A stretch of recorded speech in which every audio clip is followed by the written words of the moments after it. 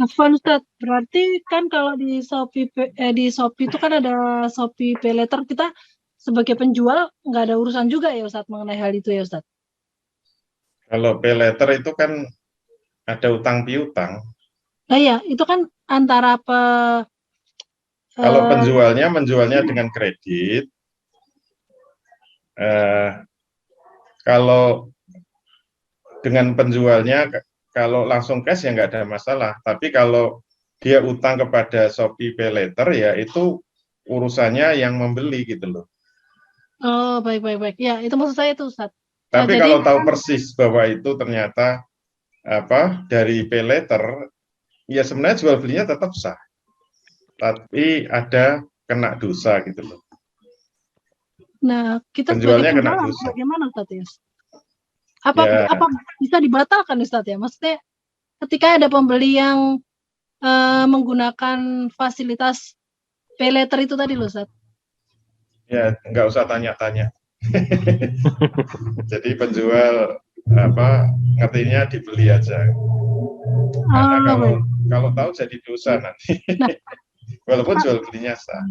ya, maksud saya gini, Tapi apakah kalau kita bisa, kalau pengen hati-hati ya dibeli klausul tegas tidak menerima pembelian melalui fasilitas Shopee Pay Later karena itu mengandung riba. Itu problemnya karena ada riba.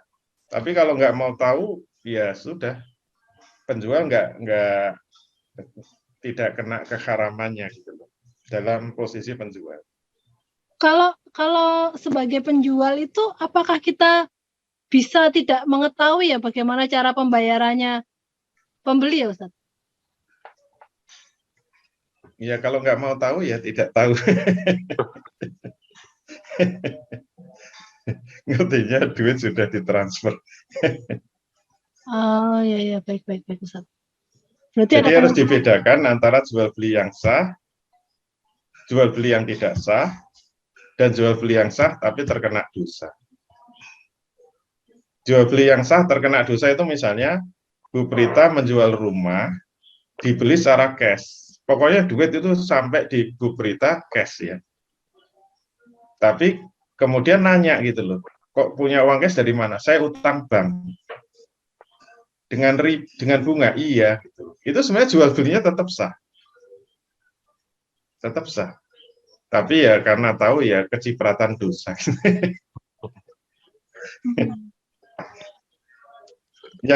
yang langsung dosa itu apa? Yang langsung dosa itu kalau menjual rumah, kemudian pembeli utang bank dan syaratnya harus ada persetujuan tanda tangan dari apa penjualnya. Nah itu haram hukumnya. Jual belinya haram.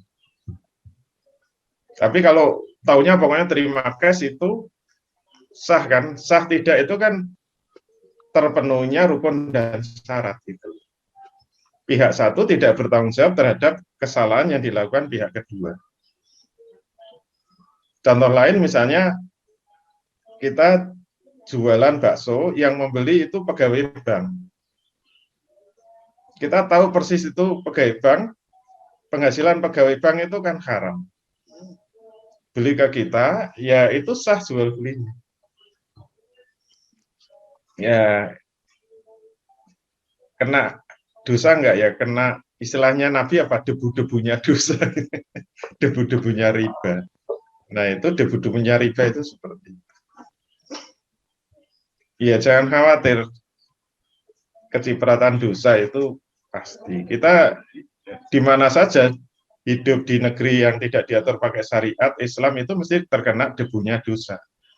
Karena hukum asal hidup di negeri yang tidak diatur dengan syariat Islam itu memang hukumnya dosa gitu. Dosa. Seperti pegawai negeri ya, pegawai negeri itu jadi dosen, dia mengajar, misalnya mengajar ekonomi Islam, dibayar. Nah itu akad ijarahnya sah. Gaji yang diterima halal gitu kata.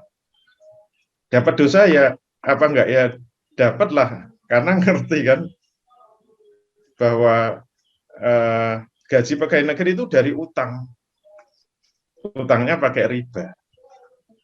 Utangnya pemerintah sekarang itu sudah nembus 7.000 triliun.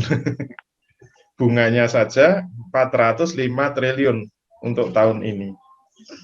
Dan semua rakyat tahu, pegawai negeri juga tahu. Yang dapat proyek dari instansi pemerintah juga tahu. Itu namanya kena debu-debunya riba itu. Jangan khawatir, dapat dosa, dapat dosa. mau bersih ya nggak bisa. Gitu ya, itulah muamalah.